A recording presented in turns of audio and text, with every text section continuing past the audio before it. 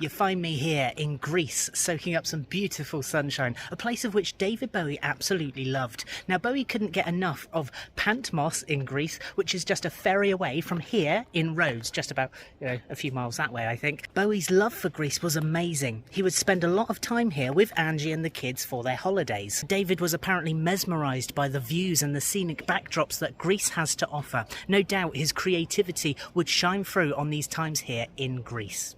And what's funny is that I learned from the Rolling Stones website that David Bowie used to carry a Greek language newspaper around with him when he walked the streets wherever he went, like in London or in New York, where he was aiming to convince any curious onlookers of him that he was indeed a Greek guy who just happened to resemble David Bowie, which he hoped would stop people bothering him. Funny in fact that since we landed here in Greece, I've been carrying a Ziggy Stardust magazine, hoping that any beautiful Greek ladies would onlook me thinking I were in fact David Bowie. Obviously, it's had a negative reaction so far on that front, but give it time.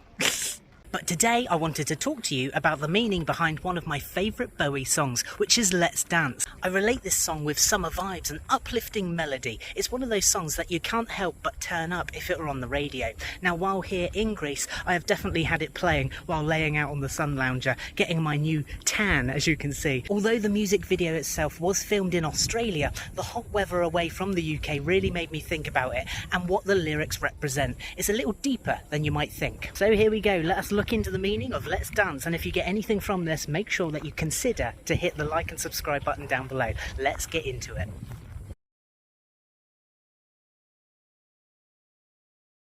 Let's Dance is such a great tune, but not only does it hold the power to make you want to boogie, it also holds a deeper meaning behind the lyrics themselves. Have you actually seen the music video? David Bowie, an icon, a visionary and a trailblazer. Let's Dance isn't just a catchy song, it's a profound statement on racism, oppression and the complexities of cultural integration. Really? Yeah, really. Bowie wasn't just ahead of his time musically, he was also a sharp social commentator, using his art to challenge the norms and provoke thought. That's what he was all about. You don't get that from Nicki Minaj. Released in 1983, Let's Dance wasn't just a departure from Bowie's previous work in sound, but also in message. Beneath its upbeat rhythm and catchy hooks lies a deeper commentary on the societal issues that were, and still are in some parts, prevalent. Bowie wasn't just making music, he was making statements. That's what he did. But that is something that you don't see a lot in today's day and age of the tunes that you hear on the radio, which is why, in my mind, David was the most creative soul that walked on this earth, and this music video is one of the boldest pieces that you'll probably ever see. Firstly, let's talk about the overarching theme of the video. So, racism and oppression. Bowie described the video as a direct statement against racism and oppression. Now, this was a time where music videos were just a visual representation of a song, but Bowie took it a step further. He used this platform to highlight the stark reality faced by Aboriginal Australians and a community that had long been marginalised and oppressed. I think one of the most poignant symbols in the actual video itself was the pair of red shoes. Now, you've probably seen that in the video. If you don't, then this is what it looks like here. At first glance, they might seem like a bold fashion choice, but in reality, they represent so much more. Now, even the lyrics tell us to put on our shoes and to dance the blues. This line in itself tells us that it's a time of oppression. You put on your dancing shoes, but you're putting on a fake smile to dance the blues away. The red shoes are a metaphor for exploitation and the abuse of Aboriginal Australians.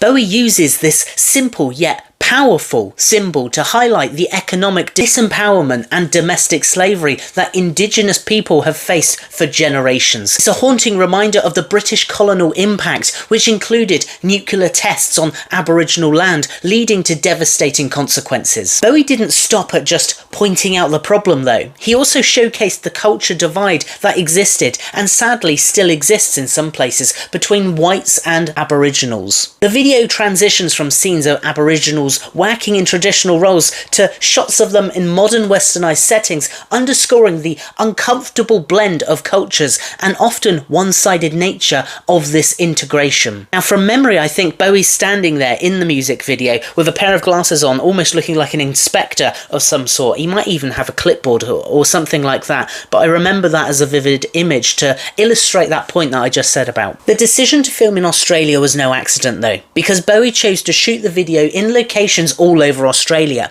The places were carefully selected to amplify the message of cultural dissonance. The Australian outback serves as a stark backdrop, emphasising the isolation and marginalisation of Aboriginal communities. This is what I find most interesting of Bowie's choice to tackle such a sensitive issue in that of a pop music video. He highlights the truth. He was considered audacious at the time. Music videos in the early 80s were just beginning to become an essential part of an artist's expression, and Bowie used this emerging medium to make a strong statement. He wasn't just making a music video, he was creating art that challenged the viewer to think, and almost to reflect, and to question the status quo of what was going on. Of course, this wasn't the first time that Bowie used his music to comment on social issues going on in the world. In his song Fashion, Bowie critiques the conformity of the fashion world, drawing parallels to the broader societal tendencies to blindly follow trends without questioning their implications. Similarly, in Heroes, Bowie painted a picture of hope and resilience in the face of division. Inspired by the Berlin Wall, his ability to weave social commentary into his music made him not just an artist, but a prophet of sorts, predicting and challenging the future. So I suppose the question is, why does all of this matter today?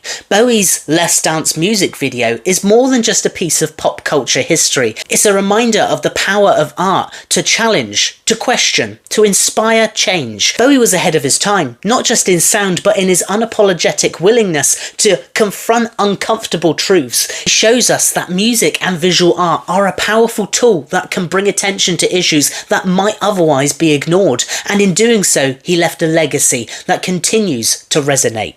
In the end, Bowie's Let's Dance is more than just a hit song. It's a call to awareness, to empathy, and to action. It's a testament to his genius, his courage, and his commitment to using his platform to more than just entertainment. And that's what made Bowie not just a great musician, but a true artist, one whose work continues to inspire and provoke for decades to come. So there we have it. Thanks very much for watching. I'd love for you to like this video so more people get to see it in their algorithm too, and also smash the subscribe button for more Bowie deconstructions. And remember, the next time that you listen to a hit David Bowie song, look a little bit deeper. There's always more beneath the surface than he ever wanted to meet the eye.